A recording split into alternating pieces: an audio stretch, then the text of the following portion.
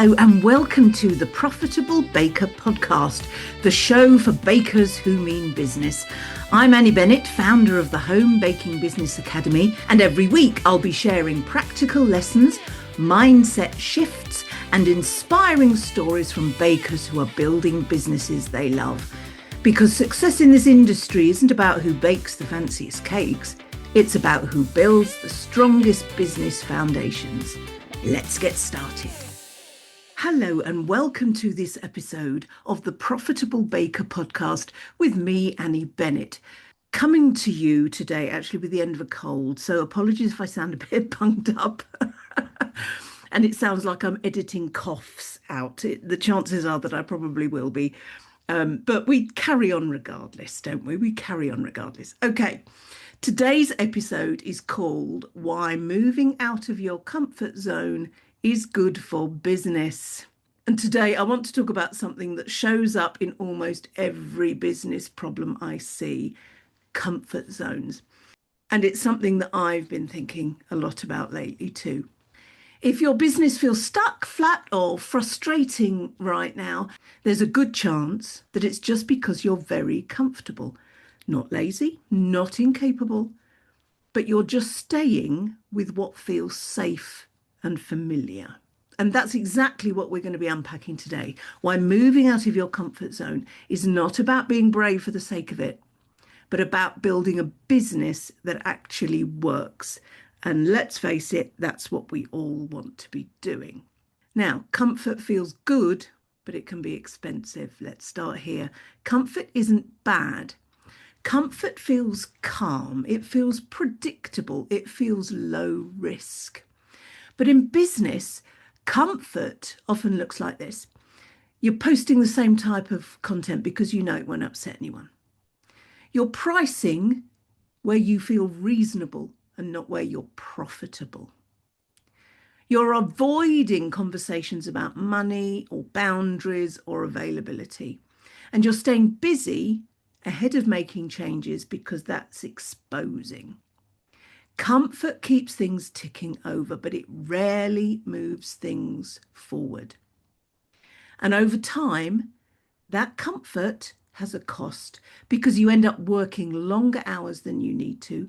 You feel resentful about the prices that you charge, and you watch other businesses grow and just say to yourself, well, they're just lucky. They've had a lucky break.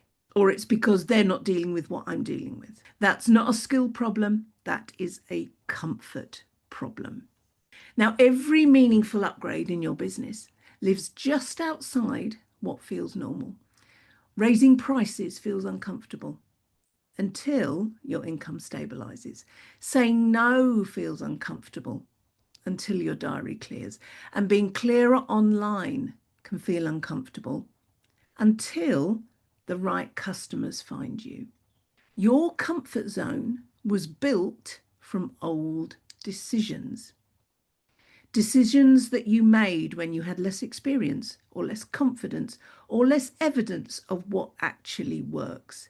And if you keep operating from that same place, you'll keep getting the same results. It was Einstein that said that the definition of insanity is keeping doing the same things and expecting different results. Now, growth doesn't require you to make decisions that are way, way above what you're comfortable with. What it needs is for you to take steps, repeated steps in directions that feel slightly edgy, but you know that they're taking you in the right direction. And it's one step at a time. It's not a big leap. And what out of your comfort zone actually looks like in a baking business. So we're going to talk about actuals here, not all about, the theory of it. So moving out of your comfort zone might mean going deep into who your ideal client is at the risk of putting off those that aren't.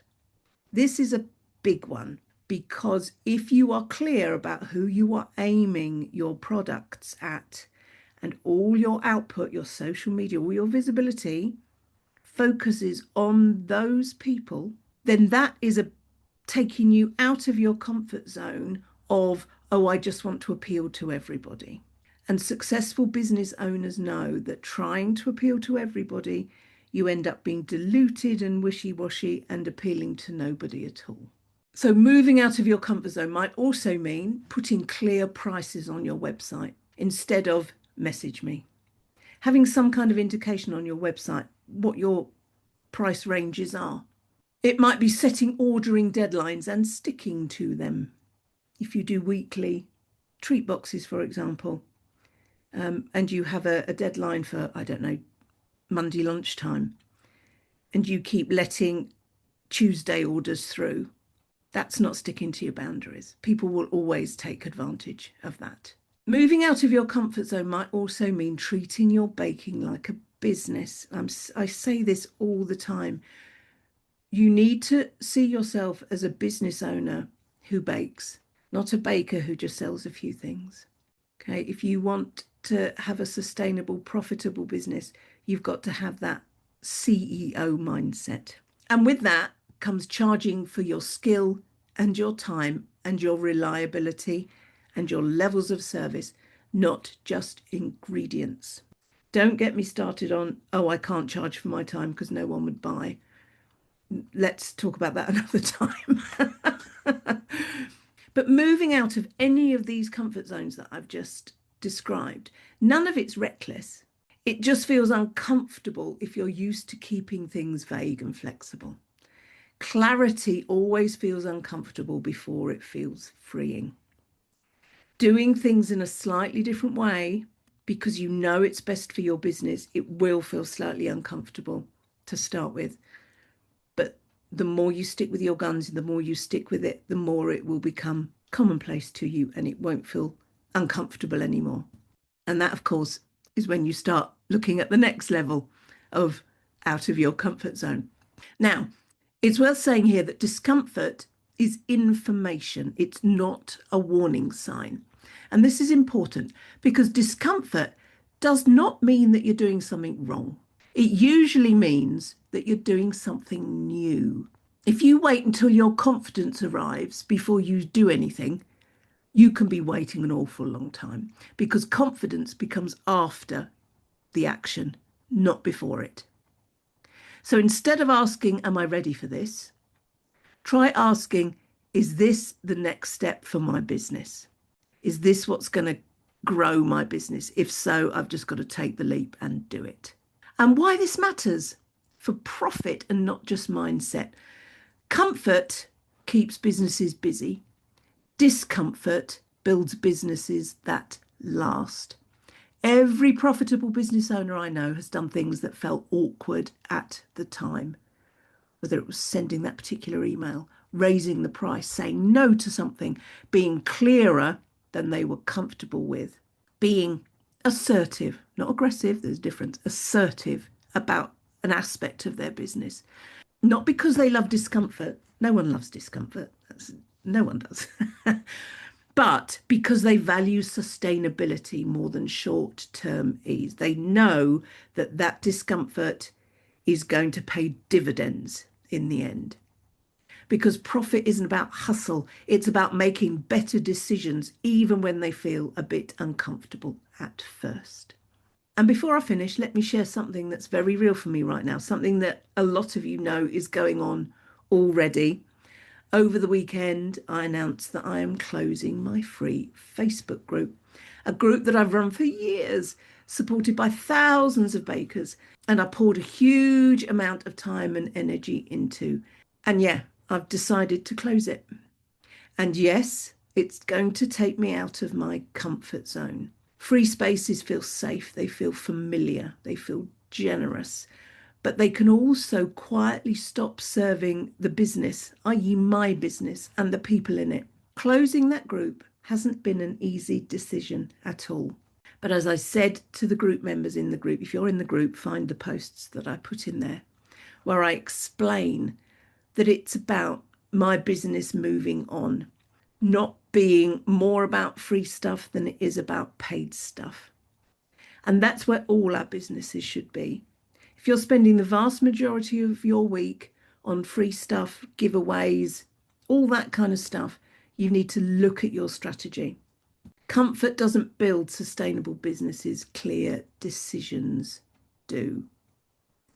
And I realised that if I expect bakers to step into clearer pricing, stronger boundaries, and growth, I have to model that myself, even if it feels uncomfortable. So, this is me doing exactly what we've talked about today, choosing progress over familiarity. If you've been part of that free group and you want to stay connected, or if you haven't, but you're listening to this podcast and think, oh, yeah, I'd like to connect with Annie somehow, check the show notes for a whole lot of ways that you can do that. And I really hope that you do. And as regards this podcast, every month there'll be a community episode where I ask my community about stories and tips on the episode that I'm going to be recording that month. And my email list is going to be my main place where I ask for that now. So if you're not on my email list, have a look in the show notes and you'll find the link to get yourself on there. And I'd really, really love for you to stay connected with me and keep sharing your stories with me so that I can share them with other bakers listening to this podcast. Thank you so much for listening today, and thank you so much for your good wishes. I had so many good wishes over the weekend regarding my decision and my health, which is okay. It's going well. But thank you so much. It's just been lovely to hear from you. And tune in next time for the next episode of the Profitable Baker podcast.